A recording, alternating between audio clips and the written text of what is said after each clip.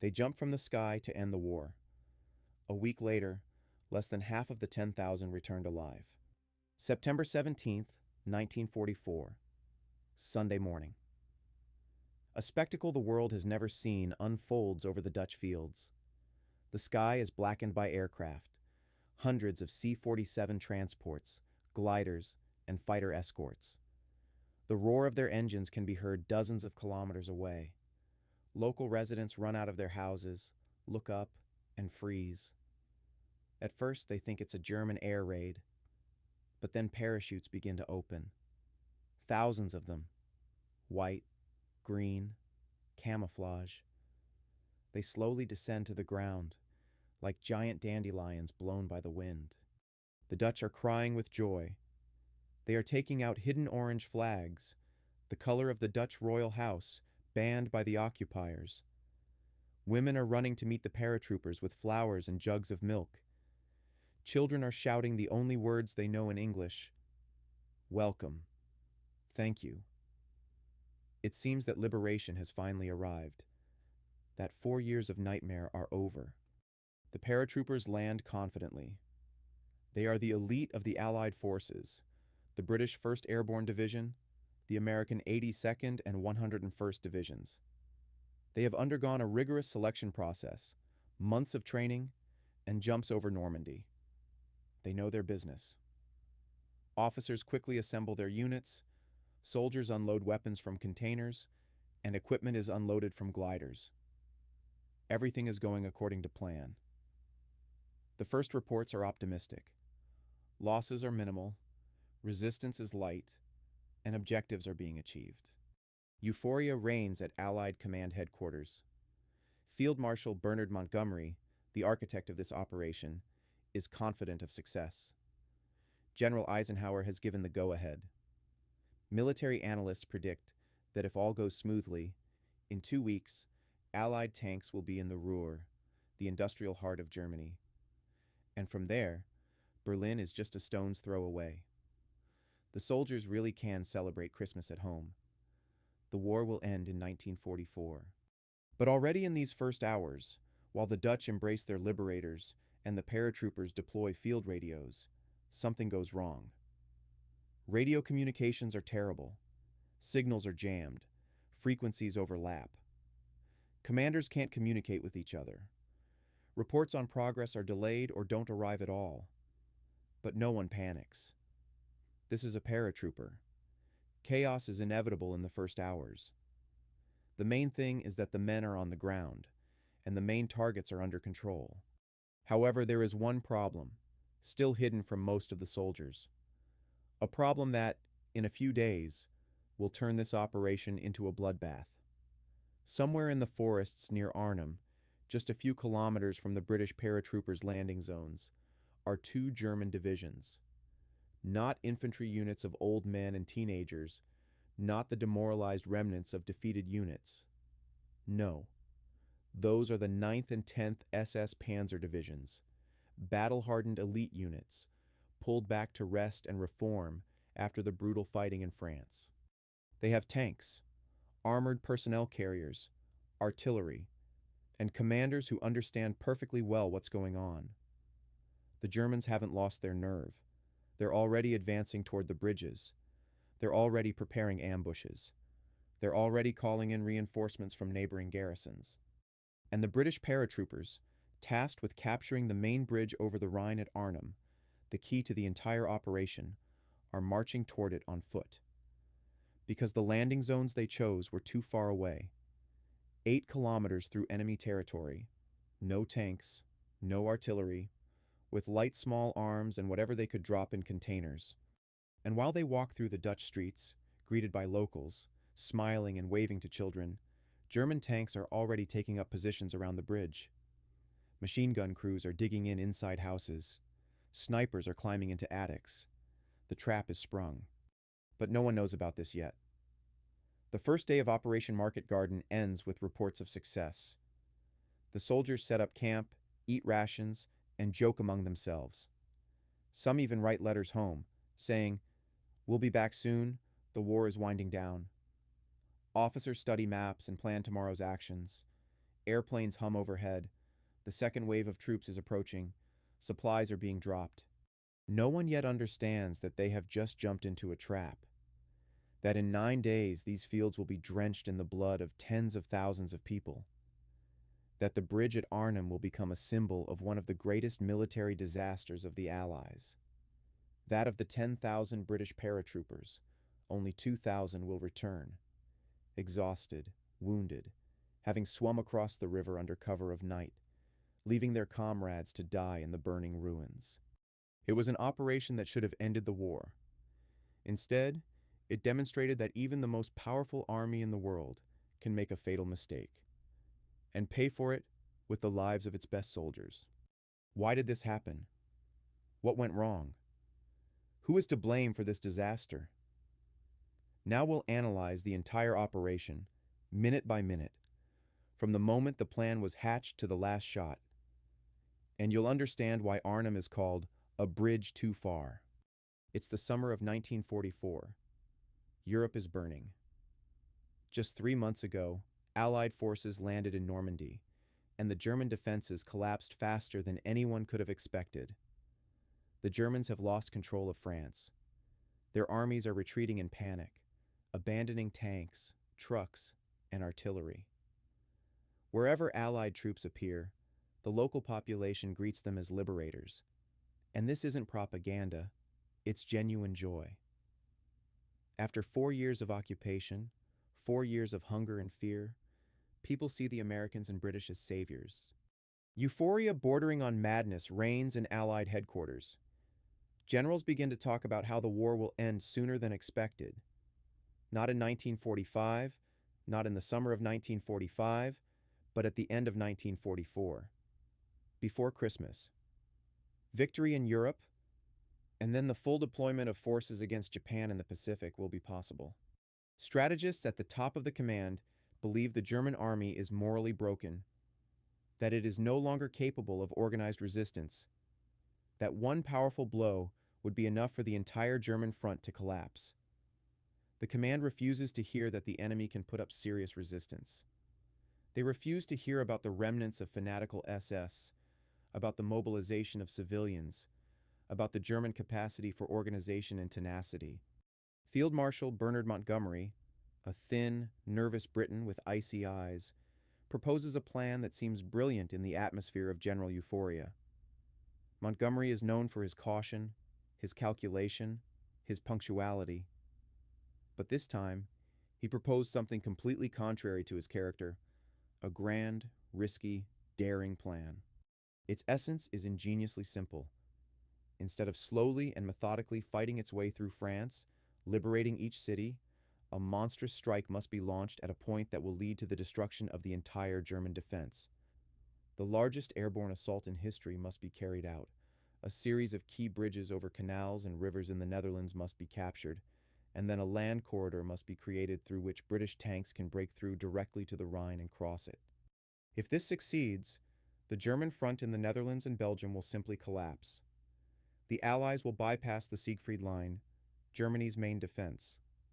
They will break into Germany from the north, outflanking the main Wehrmacht forces. And then, like pincers, they will squeeze Germany from the west and east. The war will be over in 2 or 3 months. The operation was codenamed Market Garden. Market refers to the airborne component, the paratroop landing. Garden refers to the ground component, the breakthrough of the British mechanized forces. 2 components that must work like clockwork.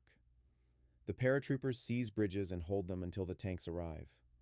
The tanks cross the bridges, exploit their success, and rip apart the front. On paper, it looks flawless.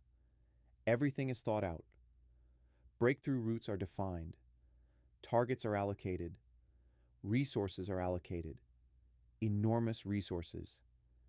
This will be the largest airborne assault in human history. 35,000 paratroopers, hundreds of aircraft, hundreds of gliders, thousands of tons of supplies. But everything, absolutely everything, rests on one assumption. If everything goes according to plan, if the Germans don't bring up reserves, if the bridges aren't destroyed, if communications work, if the paratroopers can hold their positions until the tanks arrive, if the tanks break through the German defenses at the right time. No general, while planning, admits out loud that all these what-ifs might not come true. The atmosphere of euphoria, the certainty of victory, overwhelms common sense. When a young intelligence officer reports that photographs show the presence of German tanks near Arnhem, no one believes him. Command knows better. The Germans are demoralized. They can't bring up reserves. Market Garden will work. The only voice of doubt was that of British General Frederick Browning, commander of the Airborne Corps. He looked at the map of the operation and uttered the famous phrase, "I think we may be a bridge too far." But it was a quiet voice. Amid the general optimism, it went unheard. General Browning didn't insist. Perhaps he too believed in the possibility of success. Or perhaps he simply knew that in the army, orders aren't discussed, they're carried out. At this time, the German command appears completely demoralized. Marshal Gerd von Rundstedt, commander of the Western Front, is pessimistic. He believes the war is already lost, that the Wehrmacht is no longer capable of stopping the Allies. His reports on the state of the troops sound like funeral marches. But even a disorganized German army, even Wehrmacht units retreating in panic, remains a dangerous enemy. The paradox is that the German commanders on the ground don't yet know about the Market Garden plan. Or they know, but don't believe the Allies will dare. Because that would be madness. Throwing 35,000 paratroopers deep into enemy territory, hoping they could hold out for a few days until the tanks arrived. That would have been risky even for the Allies. It was an all-or-nothing gamble. But by late August 1944, the Allies could afford such a gamble. Their air superiority was absolute. The Luftwaffe had been virtually destroyed. The German Air Force was no longer capable of controlling the skies over Western Europe. Allied fighters and bombers could strike any target without fear of organized resistance. The Allies had full air support. They had superior numbers of troops, weapons, and supplies. They are destined to win. The only question is when and at what cost. No one knows that this price will be worse than anyone could have imagined. Market Garden wasn't just an operation. It was an attempt to rewrite the rules of war.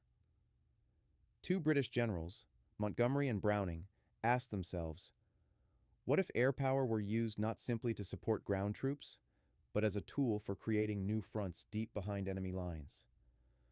What if airborne assault forces could seize key positions and hold them until the main forces arrived? It was revolutionary. Before World War II, airborne assaults were used rarely and on a small scale.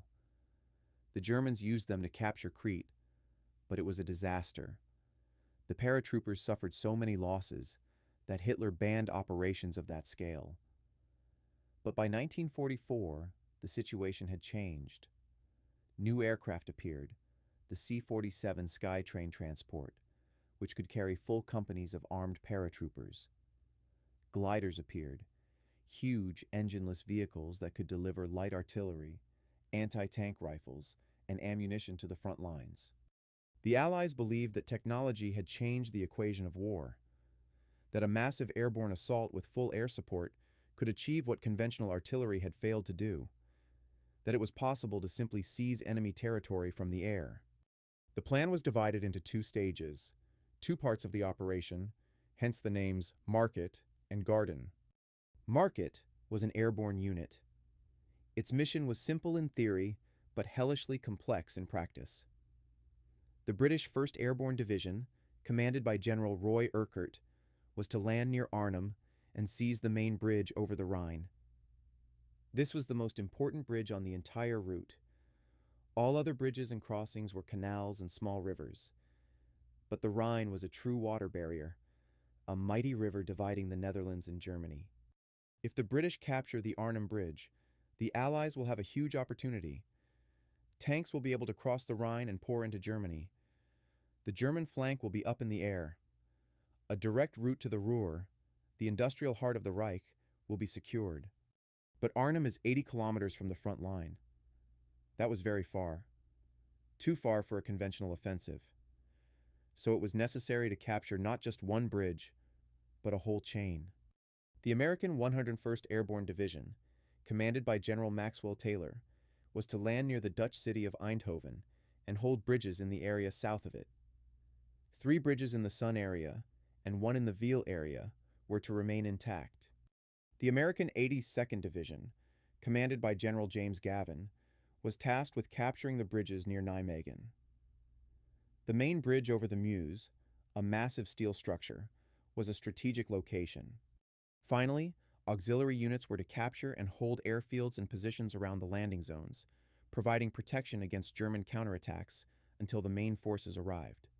A total of 50,000 men were allocated for the landing, a huge, unprecedented number. But the capture of these bridges was the primary priority, because bridges were the arteries through which the blood of battle would flow. Garden was the ground force. It was the responsibility of the British XXX Corps under the command of General Brian Horrocks. Its tanks, motorized infantry, and artillery were to break through from the south, building on the success of the conventional offensive launched further west. They needed to advance north quickly, very quickly, while the paratroopers held the bridges. The XXX Corps' route was crystal clear. From Belgium to the Netherlands, then along a single road, a narrow strip of asphalt amid swamps and marshes, the main artery heading north. The British called it the Hell's Highway, though that name came later, when it became clear the operation had failed. Along this route, XXX Corps was supposed to meet the paratroopers, provide assistance, and expand the bridgehead.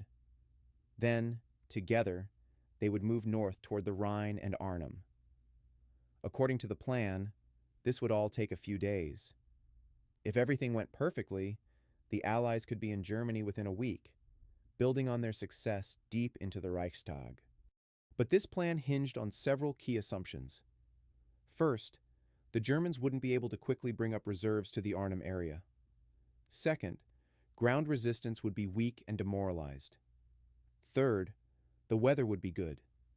This was critical, because bad weather would mean the impossibility of air operations, a lack of air support, and a delay in the second wave of landings.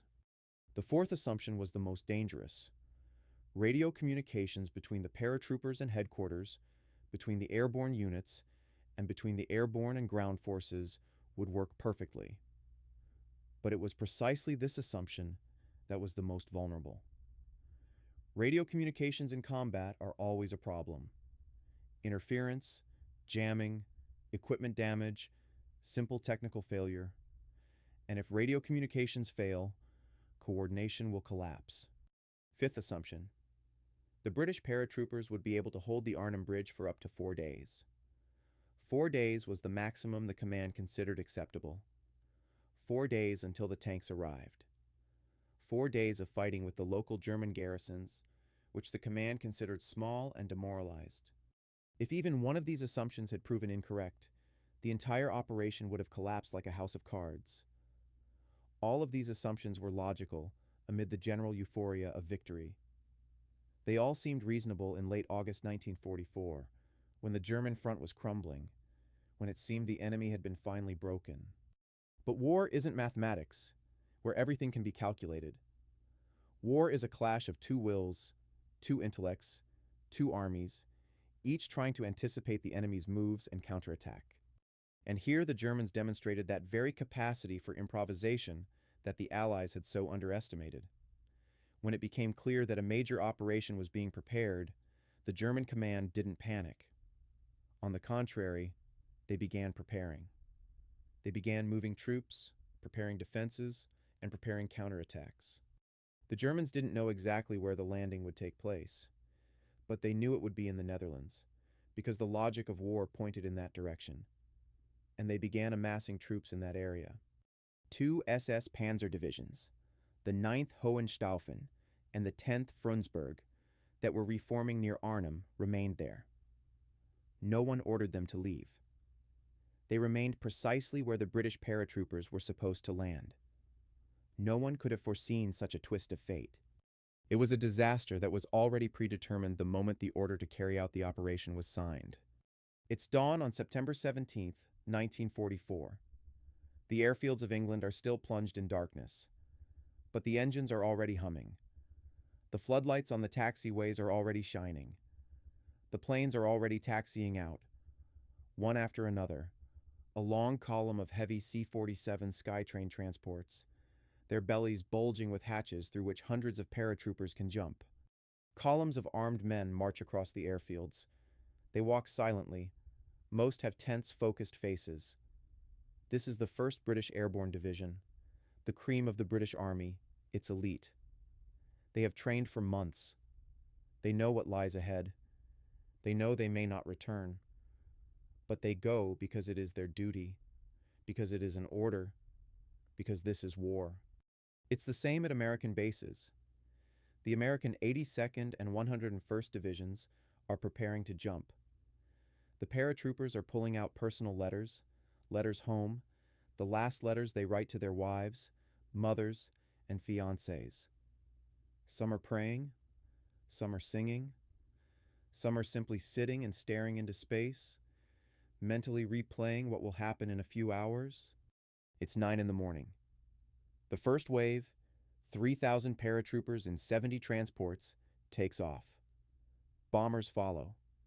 Fighter escort follows. The skies over northern France and Belgium fill with the roar of engines. German radars detect a gigantic formation of aircraft. German command immediately sends a message. Major air operation toward the Netherlands. Here it is, the beginning of Operation Market Garden. The flight takes 2 hours. The parachutists sit on benches along the sides of the plane, their bellies squeezed by the parachute on their backs, field gear, and ammunition. The cabin is hot, the air is stale, and it smells of sweat, engine oil, gasoline, and fear. No one speaks. People are silent. Some close their eyes. Some check their parachutes for the 100th time, check their weapons. The plane's commander turns on the radio. The music is a British march. Then a voice. 15 minutes to jump. The parachutists stand up, check each other, and line up at the hatches. Their faces are distorted with tension.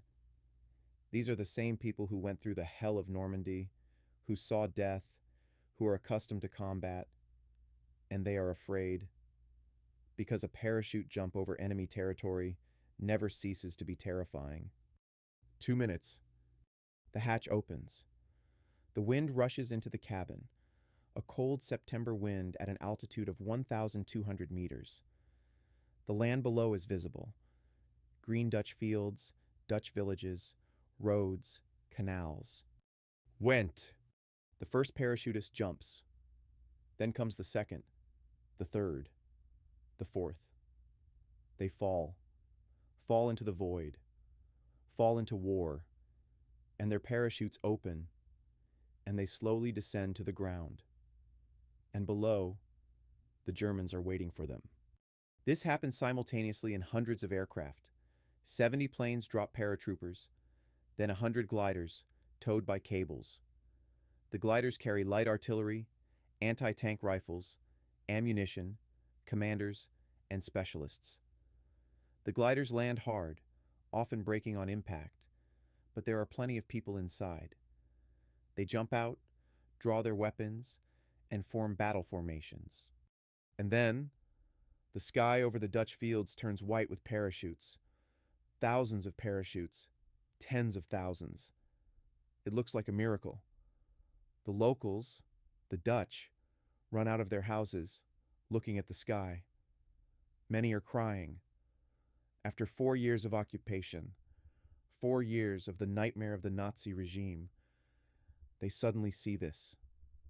They see liberation falling from the sky. Old women kneel and pray. Children shout, jump, and wave flags. Young people run to meet the paratroopers. They prepare flowers, milk, and bread. They bury any weapons they find in case the paratroopers need them. The Dutch are preparing for an uprising, preparing to help the Allies. The Germans react instantly. Artillery opens fire. Anti-aircraft guns begin firing into the sky. Some paratroopers fall, shot down in midair. Their bodies crash to the ground, but most land. Most draw their weapons and begin to organize. The first 2 hours of the operation look like a triumph. The paratroopers quickly assemble into units. Officers issue commands.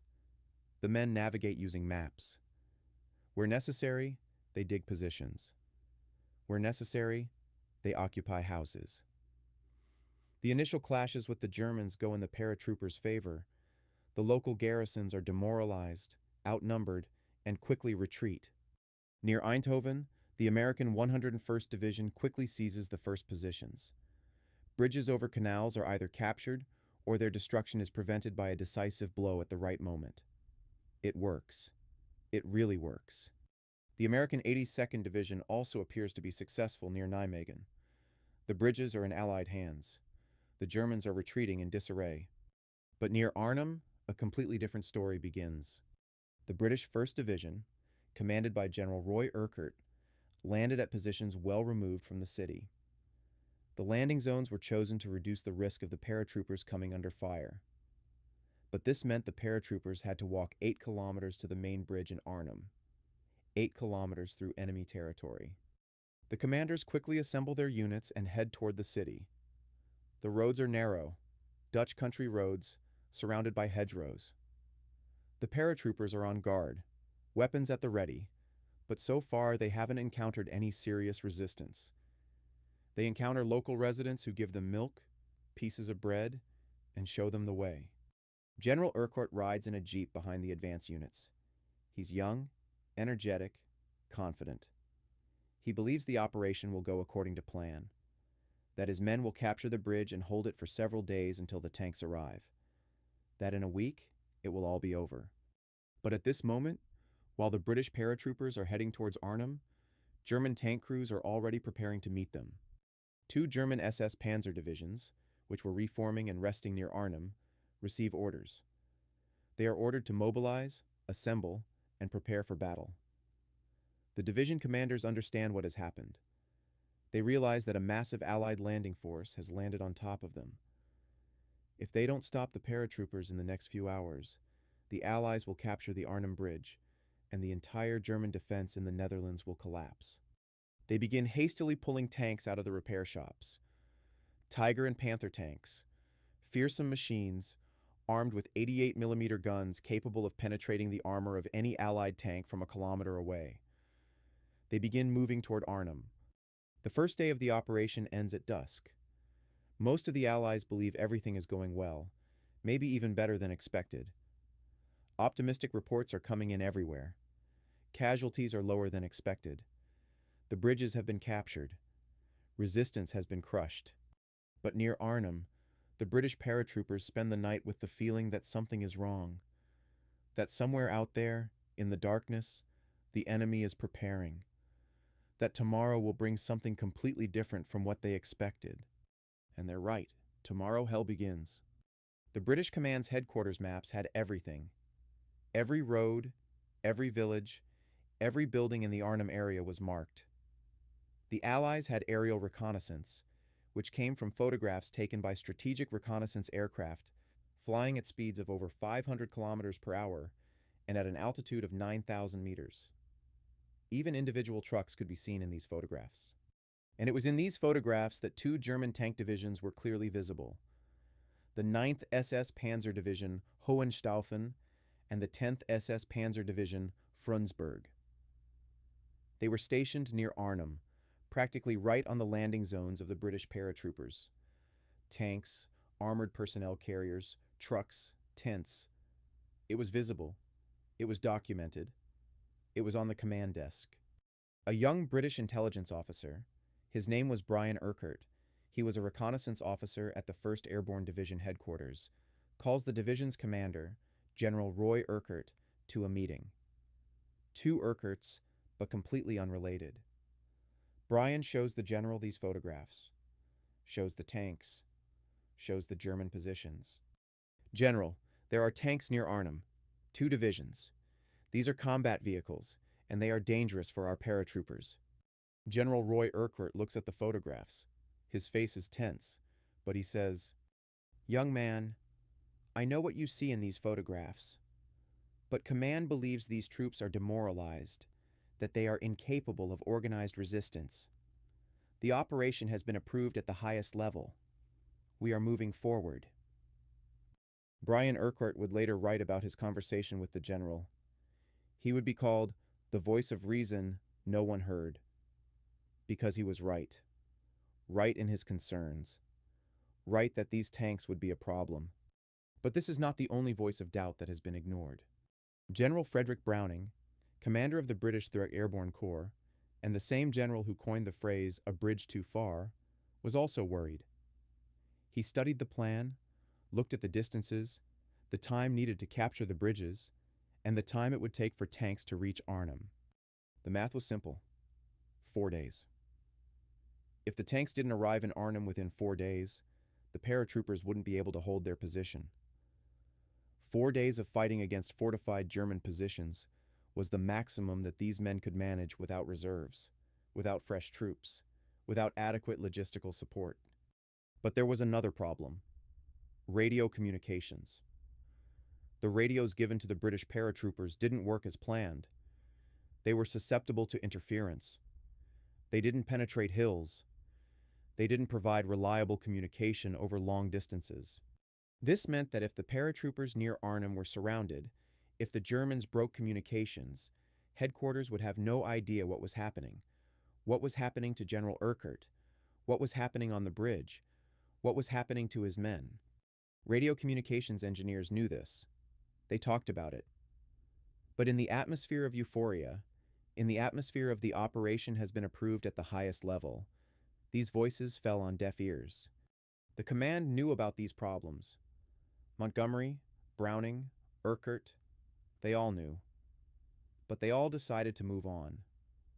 Because the alternative was worse. The alternative was looking like a coward, looking insecure, looking incapable of risky operations. In the military hierarchy, that was worse than death itself. And there was another reason why the command ignored this intelligence. It was too inconvenient. If taken seriously, they would have had to cancel the operation, wait it out, and replan. But Montgomery believed that even if these tanks put up resistance, the paratroopers would be able to drive them off, that Allied fighters would be able to suppress the tanks, that air support would be sufficient. He believed incorrectly. On the morning of September 17th, as paratroopers descend from the sky, the German commanders, Colonel Hermann Harzer, commander of the 10th SS Panzer Division, and Colonel Walter Harzer, immediately recover from the shock. They understand what will happen if they hesitate. They give orders. The tanks begin to move. But the problem for the Germans is that they, too, didn't expect the operation to be so large. They don't know exactly where the British will land. They don't know how many there will be. They don't know whether they are advance troops or the main force. The first hours of the operation are chaos for the Germans, as well as for the Allies. But the Germans quickly get their bearings. Hermann Harzer is an experienced commander, battle-hardened on the Eastern Front. He knows what needs to be done. He creates battle groups, sets up positions, and prepares ambushes. His officers position tanks at road intersections. They prepare German anti-tank defenses. They prepare to meet the British tanks of the XXX Corps. But most importantly, they are preparing to defend the Arnhem Bridge. Because they understand, as the German commanders do, that this bridge is the heart of the entire operation. If the bridge is lost, all is lost. If the bridge is held, all is saved. It's simple. It's clear. And the Germans are getting ready. They're bringing anti-tank rifles to the bridge. They're setting up machine guns. They're digging positions. They're laying mines. They're preparing combat crews. By midday on September 17th, German soldiers were already standing under the Arnhem Bridge, preparing to meet the British. The British paratroopers still don't know what awaits them. They think the operation is going according to plan. That resistance is weak. That they'll capture the bridge by tomorrow and wait for the tanks. It was the last mistake they made, the last illusion before hell became reality. Because German tanks are already rolling out onto the roads. German commanders are already gathering their forces. The German defense is already hardening. And tomorrow begins something that the British will remember for the rest of their lives. 8 kilometers. This distance seemed small on the staff map. On a staff map, where every centimeter of paper equaled kilometers of real land, 8 kilometers is just a stretch. But 8 kilometers along a Dutch rural road, under combat conditions, against organized German resistance, it felt like an eternity. When the British paratroopers began their advance toward Arnhem on the first day of the operation, they counted on one thing. They counted on German resistance being weak and scattered. They counted on being able to quickly cover those 8 kilometers and capture the bridge before the Germans had time to organize. They counted on time being on their side. But time was not on their side, because every hour of delay meant the Germans were preparing. Every hour meant more German units were massing near Arnhem. Every hour meant the bridge was becoming more fortified, more defended. The very fact that the distance was 8 kilometers was a planning error. This distance was chosen because command wanted to reduce losses during the landing. They tried to select landing zones as far away from German positions as possible, so that the paratroopers could safely land, assemble, and organize. But the cost of this choice was high. It meant wasting time and effort marching through enemy territory. General Browning warned about this. He said, "The bridge is too far." He meant exactly that the distance from the landing zones to the bridge was critical, that every hour of delay meant death. But besides the distance, there was another problem, the problem of the road. The road from the landing zones to Arnhem passed through the Dutch marshes. The Dutch lowlands are an ancient landscape where water and land are intermingled. Canals, small rivers, swamps, marshes. And through it all ran a single good road. One road. Narrow, paved, sandwiched between the marshes. This meant the British paratroopers couldn't disperse. They couldn't spread out along the front, as is usually done during an offensive. They were forced to march in a column, a narrow column, along this single road. And a column on a narrow road is an ideal target for the enemy. The Germans realized this immediately. They took up positions along this road. They set up machine guns. They stocked up on anti-tank rifles. They prepared ambushes. The British paratroopers greeted the first day of the operation with optimism. But by the second day, problems began to arise. September the 2nd. Early in the morning, British paratroopers begin their advance toward Arnhem. Foot scouts lead the way. Then comes the bulk of the infantry. They are armed with Lee Enfield rifles, Sten carbines, and Brand machine guns. These are good weapons, but they are infantry weapons. They have no artillery. They have no tanks. They have no anti-tank guns, although they did have a small number of anti-tank rifles. They walk along the road, and the first hours feel like a triumph. Local residents greet them with flowers. German resistance is light and scattered. There are a few firefights. Several German soldiers are killed. Several are captured. But then the road turns, and German positions appear ahead. Organized German positions. Tanks parked at crossroads. Machine guns positioned in buildings. Anti-tank rifles, ready to engage. The first wave of British paratroopers crashes into the German defenses like a wave against a cliff. Artillery fire, tank fire, machine gun fire. Men fall. Blood spills across the Dutch cobblestone road. British unit commanders order an attack. But attack what? Regular infantry is nothing against tanks. The paratroopers begin to use what they have. They take anti-tank rifles, huge, clumsy, 20-kilogram boy, British anti-tank rifle. They fire at the German tanks. Bullets bounce off the tank's armor. The tanks take no damage. Instead, the German tanks begin to pound the British positions. A panther or a tiger. In close combat, they're killers. Their 88mm cannon can penetrate any defense, any building. Houses along the road are burning. People are seeking shelter in basements, fields, and ditches. We need to break through the defenses. We need to encircle the German positions, attack them from the flank. But on the narrow road through the swamp, this is impossible. It is impossible to outflank them. It is impossible to disperse. British officers are rallying their men. They are organizing an assault. They are shouting a battle cry and rushing forward, straight into the fire. This is brave. This is desperate. This is doomed. They walk, and men fall beside them. They walk, and comrades lie lying on the road. They walk because the alternative is retreat. It is retreat before the enemy. It is death right where they stand. They break through. They break through the first German position. The Germans retreat because such a desperate attack is difficult to resist. The soldiers panic. The commanders order a retreat, a regrouping. But this victory came at the cost of lives. Dozens of British dead and wounded. Dozens of Germans dead. And there are still positions ahead. There are still German lines.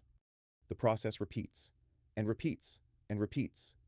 Every 8 kilometers is a story of despair, a story of courage, a story of death, a story of how paratroopers, who were supposed to quickly capture the bridge, became bogged down in fighting on the outskirts of the city.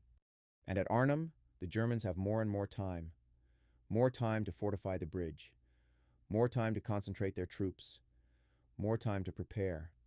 By the end of the second day, although the British paratroopers were still a few kilometers from the city, it was clear that the operation was no longer going according to plan. Casualties were greater than expected. Progress was slower than planned. And most importantly, radio contact with headquarters was practically non-existent. General Urquhart can't contact Montgomery. Montgomery can't issue new orders. No one knows what's happening at Arnhem. No one knows that his men are bogged down in the fighting. And the Germans know. The Germans see that the operation is starting to stall, and they are preparing to launch a real attack. Because it's not half-asleep German soldiers waiting at the Arnhem Bridge, but combat units of SS tank divisions. People are already waiting, ready to die rather than surrender their position. And hell is about to begin. September 19th, 1944. Night. The streets of Arnhem are empty and quiet, but in this silence the sounds of war can be heard. Distant artillery explosions, the crackle of machine gun fire, the rumble of German trucks pulling troops in from all sides. Colonel John Frost, commander of the 2nd Battalion of the British 1st Parachute Brigade, walks through the streets of Arnhem with a small group of men. About 600 men. That's all that remains of a full battalion. The rest are either killed, wounded, separated from the column, or captured. 600 men, against German tanks, against artillery, against thousands of German soldiers who, at this very moment, are converging on Arnhem from all sides. Frost is a British officer of the old school. He is 42 years old. He fought in the First World War. He knows what war is. He knows what death is. He knows that the men he leads are doomed. But he leads them anyway, because it is his duty. They move through the city, using every patch of shadow, every corner of a building for cover. Germans are everywhere. Germans are in houses, on rooftops, on street corners. But Frost knows the city. He studied maps. He moves along side streets, avoiding the main roads. And now, ahead, the main bridge across the Rhine is visible. A huge, majestic bridge. 2 towers at the ends. A long span, spanning the river. This is the main artery through which the tanks of the XXX Corps must pass. This is the key to the entire operation. But the bridge is already secured. German soldiers are taking up positions on the bridge, at its northern end. They are digging trenches. They are setting up machine guns. They are preparing a defense. Frost orders the attack. British paratroopers run out onto the bridge. They run, hunched over, their footsteps pounding the asphalt. German fire awaits them ahead. Machine gun fire. Sniper fire. Men fall. Blood spills across the bridge's asphalt. But they're advancing. They're using the bridge's architecture, its beams, its supports, for cover. They're starting to return fire. They're starting to push the Germans back. Within an hour of fighting, Frost and his men captured the bridge. They took up positions on the north side of the bridge, in the nearby houses. They dug trenches.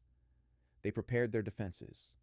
And now the bridge is in Frost's hands, the main strategic position, the key to the operation. But at that moment, Frost realizes something is wrong. The rest of the British 1st Division isn't arriving. There's no communication, no information about what's happening to the other battalions. Frost is alone, with his battalion, on a captured bridge, surrounded by the enemy. In the first hours of capturing the bridge, Frost believed it was temporary, that the remaining British units would soon arrive, that the Americans, who were supposed to capture the bridges to the west, would arrive and link up with them, that the tanks of XXX Corps would arrive. But hours pass, then days. The first day on the bridge looks like a military standoff. The Germans are trying to drive the British off the bridge. They're attacking from different sides. They're using artillery. They're using tanks. The British paratroopers are fighting back. They're using every house as a fortified position. They're using every basement as a bunker. They're using every street corner as a firing point. Frost walks among his men, encouraging them. His officers relay orders. His men carry them out. They all understand that at stake is not just a battle, but the fate of the entire operation. If the bridge is lost, if the Germans drive them out, then that's it. The operation will be ruined. The tanks won't be able to cross the Rhine. The route to Germany will be closed. That's why they hold the bridge. Day 2. Frost's situation becomes more critical. The Germans are bringing up tanks. Tiger tanks appear. Panthers appear. Artillery appears. The Germans begin a methodical assault on the bridge. At some point, Frost gets wounded, shrapnel in the leg. But he doesn't leave. He stays. He continues to command. He continues to hold the bridge. His men are also wounded. Many are wounded multiple times, but they continue to fight. Ammunition is running low. They begin to collect bullets from German corpses. They begin to switch to cartridges that barely fit their rifles. The food runs out. They eat what they can find. Canned food from rations. Bread they got from the Dutch. Then nothing. They just starve. Water. Artillery fire destroys a pipeline on a bridge. Water flows, mixing with blood. People drink from puddles. Day 3. The situation is becoming unbearable. The Germans control everything around the bridge. They control the streets. They control the buildings. The British are pinned down in their positions on and around the bridge. They can't retreat. They can't advance. They just hold on. And they hold. Night. Darkness. Somewhere out there, far away, houses are burning. Somewhere there's gunfire. But under the bridge, the reaction is calmer. People are sleeping fitfully. The wounded are groaning. The living are on duty, preparing their weapons, waiting. Frost sits in one of the houses, near a window. His leg is bandaged, but blood seeps through the bandage. His face is hidden in shadow, but it's clear he's a man who has already given up hope. He's a man who knows the end is near, but he hasn't been driven out yet. His men still hold the bridge. His flag still flutters over his position. Day 4. On the 4th day, the situation becomes truly critical. The Germans are no longer attacking frontally. Instead, they are simply encircling, tightening the ring. They know the British are running low on ammunition. They know there are no reinforcements. They know it's only a matter of time. Tanks slowly advance. Artillery methodically destroys buildings. Machine guns shoot down every Briton who shows his face. At the end of the 4th day, Frost gives the order to end the fighting, not to surrender. to end the fighting. He gathers the remaining men, about 150, out of 600. The rest are either dead, captured, or wounded, and left behind because they cannot be evacuated. He orders the men to disperse, avoiding the streets, taking refuge in houses, preparing for capture. And Frost himself, with a wounded leg, slowly makes his way into captivity. The Germans are waiting for him. They take his weapon. They tie his hands. They take him away. As Frost is taken prisoner, he looks back at the bridge. His flag is no longer flying. The bridge is in German hands. But Frost did his job. His battalion held the bridge for 4 days. 4 days against artillery, against tanks, against the entire German defensive machine. 4 days until tanks arrived that could help. But the tanks never arrived, because the XXX Corps was stuck on narrow roads, under German artillery fire, stuck in battles it hadn't expected, stuck in a hell created for it by thousands of mines, thousands of anti-tank guns, thousands of German soldiers' determination not to give up their positions. And while Frost sat in captivity, while the bridge was lost, the second part of the disaster began. The Garden disaster has begun. September 23, 1944. The British XXX Corps is advancing north from Belgium. These aren't just tanks. They're an entire armada. Cromwell tanks, Sherman tanks, armored personnel carriers, trucks, artillery tugs, thousands of vehicles, stretched for miles. Infantry leads the way. Tanks follow. Behind the tanks lies the entire logistics of war. The road they're traveling on is a narrow strip of asphalt cut through the swamps of the Netherlands. It climbs north from Belgium, through several Dutch towns, toward Nijmegen and Arnhem. The entire operation, Operation Garden, depends on this road. All coordination between the airborne and ground forces depends on the speed with which XXX Corps can advance along it. On the headquarters maps, it looks simple, a straight line. The distance is about 100 kilometers. If you move at a good speed, you can cover it in a few days. 3 days, maybe 2 if you're lucky. But on the ground, the situation looks completely different. The first hours of the XXX Corps' advance look good. German resistance is light. Positions are falling one after another. The vanguard infantry is rapidly advancing. Tanks are following behind, ready to support in case of strong resistance. But then the road becomes narrow, very narrow.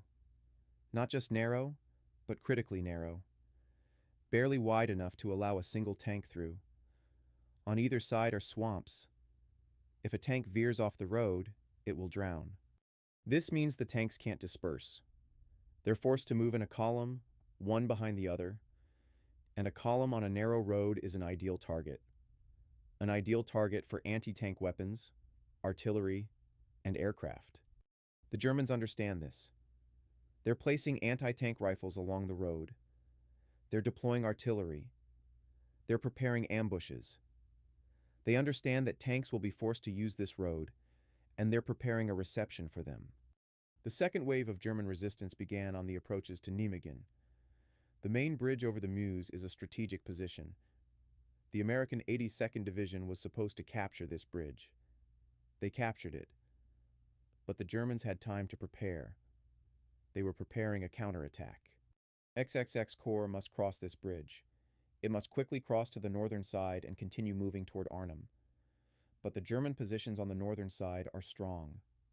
Very strong. The first attempt to cross the bridge proves bloody.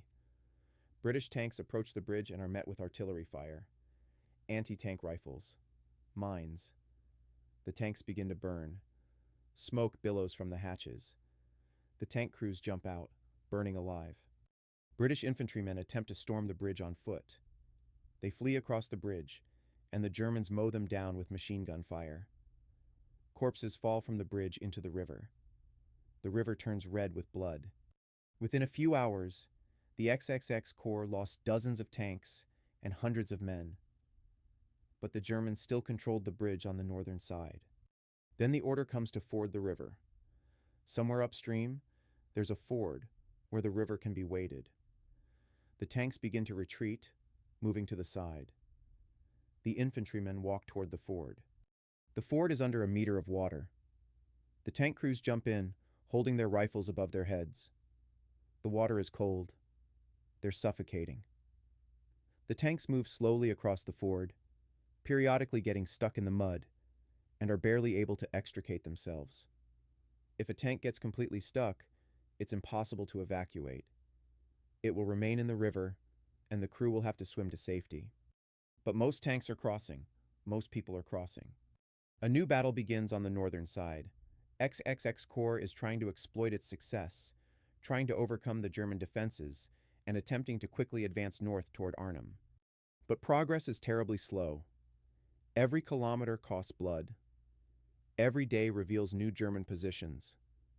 Every day shows that the Germans are not demoralized, that the Germans are ready to fight, that the Germans are ready to die for every inch of land.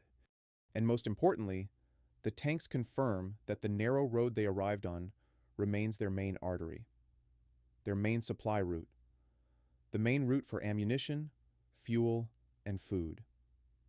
This one road is everything. The Germans understand this.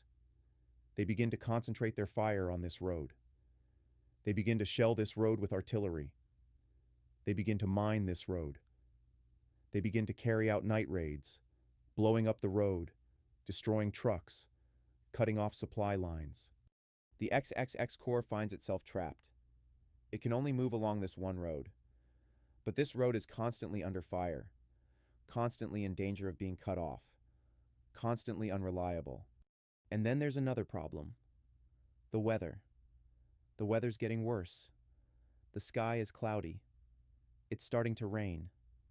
And when it rains, Allied aircraft can't fly, can't support ground troops, can't drop supplies. Air power is the lifeblood of the operation, and suddenly the blood stops flowing. The XXX Corps infantry, which had been in the vanguard and had captured the first positions, found itself cut off. They had advanced far ahead, expecting to quickly pursue the tanks. But the tanks were bogged down in the fighting. The tanks were unable to advance quickly. The infantry found itself alone against the Germans. The retreat begins. A scattered, disorganized retreat.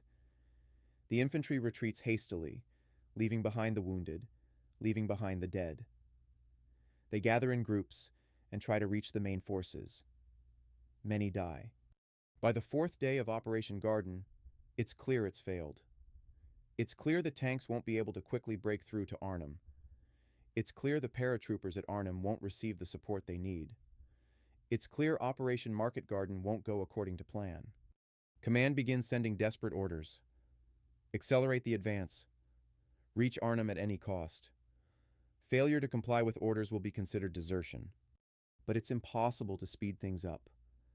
There's been pain, the fire is coming, people are getting tired, equipment is wearing out. Tanks that were supposed to break through 100 kilometers in a few days and destroy the German army are stuck in the mud and blood of the Dutch fields. And near Arnhem, John Frost holds the bridge. It's the fourth day. He knows the tanks won't come. He knows help won't come. He knows his men are doomed. But he still holds the bridge, because until the end. September 25th, 1944. 9 days of Operation Market Garden. 9 days that seem like an eternity. 9 days of fighting, hunger, cold, fear. 9 days when it becomes completely clear that all is lost. Near Arnhem, the British 1st Airborne Division hangs in the air like a death sentence. The remnants of the division, more than those under John Frost's command, because Frost and his battalion are captured, but still no more than 4,000 or 5,000 men out of the original 10,000, are compressed into a small perimeter on the north side of the Rhine. They occupy several blocks of Arnhem, a few streets, a few ruined houses. The Germans control everything around. The streets are under German fire. The roads are blocked. Any exit from the perimeter means death. Any attempt to abandon the position means death. People are sitting in basements, trenches, ruins, and awaiting the end. General Roy Urquhart, the division commander, is hiding in a house. His headquarters has lost contact with most of the division. The radios are out of action. The signalmen have been killed. Even when the radios are working, they can't penetrate the German electronic jamming. Urquhart knows what's happening. He knows the tanks won't come. He knows air support has ended. Bad weather is keeping planes grounded. He knows ammunition is running low. He knows the men are starving. He knows the wounded can't be evacuated. He knows the end is near. Urquhart gave the order, which he gave with a heavy heart. A retreat order.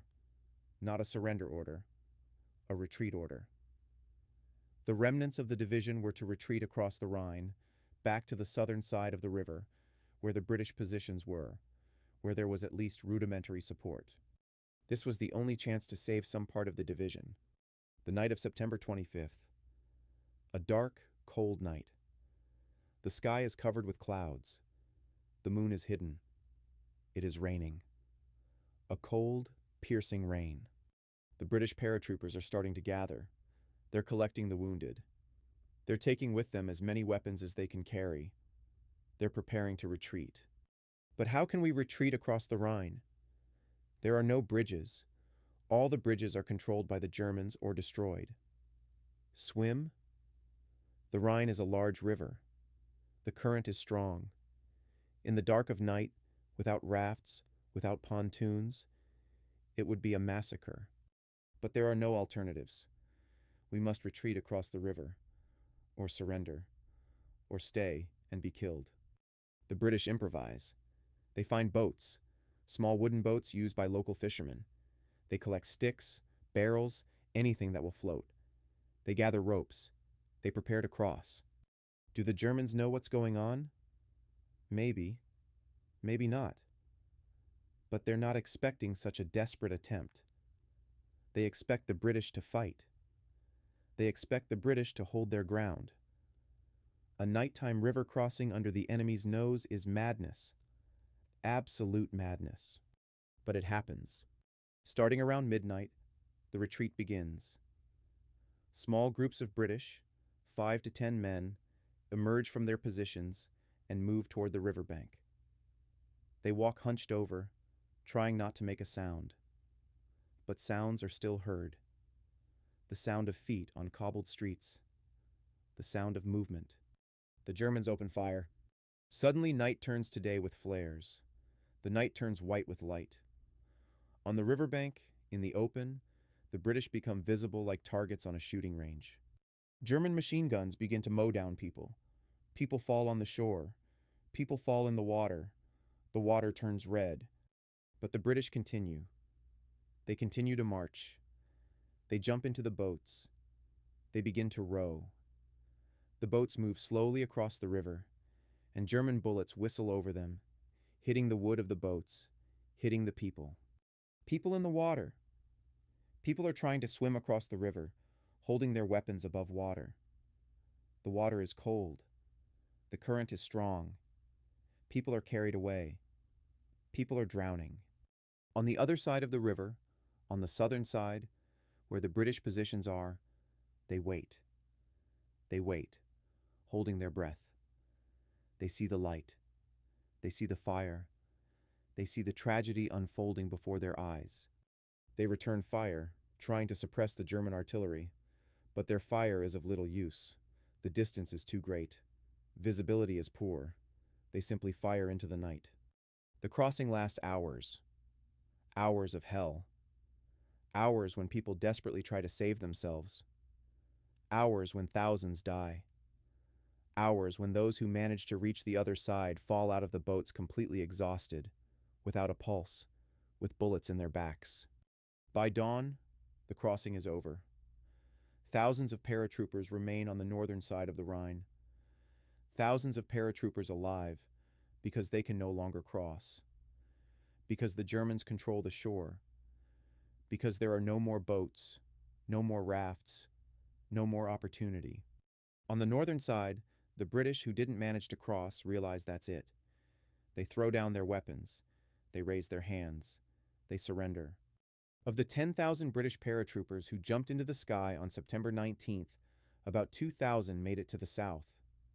2,000. More than half were killed. More than half were captured. The officer losses are catastrophic.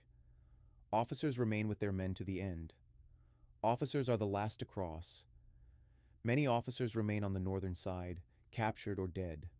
On the banks of the southern Rhine, where the remnants of the 1st Division are gathering, silence reigns. The silence of death. The silence of defeat. The men sit in the mud, soaked by rain and the river, drenched in blood. They don't speak. They look out at the river, at the side where their comrades remain. American units are also moving into this area. They're taking up positions, preparing for a German counterattack. They know the Germans will retaliate, that the Germans will try to push the Allies back across the Rhine. Command appears distraught. Montgomery receives reports that reveal the scale of the disaster. Reports that show that the operation he planned as a triumph has turned into one of the Allies' worst defeats in Europe. The XXX Corps never reaches Arnhem. It never connects with the landing force. It remains several dozen kilometers from the city, trapped in the fighting, unable to advance further. Operation Market Garden is over. It ended in defeat. It ended with the loss of 17,000 men. It ended with thousands of British and American paratroopers remaining in German captivity. The Germans are jubilant. For the first time since the offensive began, they've stopped the Allies. For the first time, they've won a major battle. For the first time, they're showing that Germany is still capable of resistance, that the war isn't over yet. A gloomy silence descends in the West. There's no more talk of the war ending before Christmas. There's no more talk of the war ending in 1944. The war will last another 8 months. 8 months of fighting. 8 months of death. And it all starts with a flawed plan. A plan that seemed perfect, but was doomed from the start. Operation Market Garden was over. Montgomery's supply maps were cleared from staff desks. Orders ceased. The fighting became trench warfare. No one spoke anymore of a breakthrough into Germany, of taking the Ruhr, of victory before Christmas. Those words hung in the air like the wreckage of a crashed plane. What happened? Historians and military strategists still debate the matter. Some say it was the hubris of the command, which underestimated the enemy. Others say it was a risk that had to be taken, and it simply didn't work out. Still others say that if the weather had been better, if the radio had worked properly, if the tanks had moved faster, the operation might have had a chance of success. Maybe they're all right. Maybe it was a combination of all these factors. But the fact remains, the operation failed, and it cost 17,000 lives. 17,000. These aren't just numbers. These are 17,000 people, each with names, each with families, each with dreams. 17,000 letters that will never be sent home. 17,000 mothers who will receive telegrams announcing their death. 17,000 brides who will wait for a groom who will never return. John Frost, the colonel who held the bridge for 4 days, is captured. His leg, which had been wounded, was broken when he was hit by shrapnel. The Germans treat him. Yes, they treat him. Even his enemies recognize his bravery. The German commanders who meet Frost in captivity look at him with respect. One of them says, "You held the bridge like a hero." Frost, exhausted, covered in mud and blood, simply nods. He knows he did his job, that his men did theirs, that they behaved like soldiers. Frost would survive the war. He would be liberated by Soviet troops in 1945. He would return home. He would write a book about the events at Arnhem. His book would become a classic work about World War II. Frost would become a legend. A Bridge Too Far, the film based on his book, would delight millions. But in 1944, as Frost sits in captivity, he doesn't know that his name will be remembered by history. He simply remembers his men, remembers their faces, remembers how they fought, remembers how they died. General Roy Urquhart, commander of the 1st Division, is also captured. He hides in a basement, then emerges and surrenders.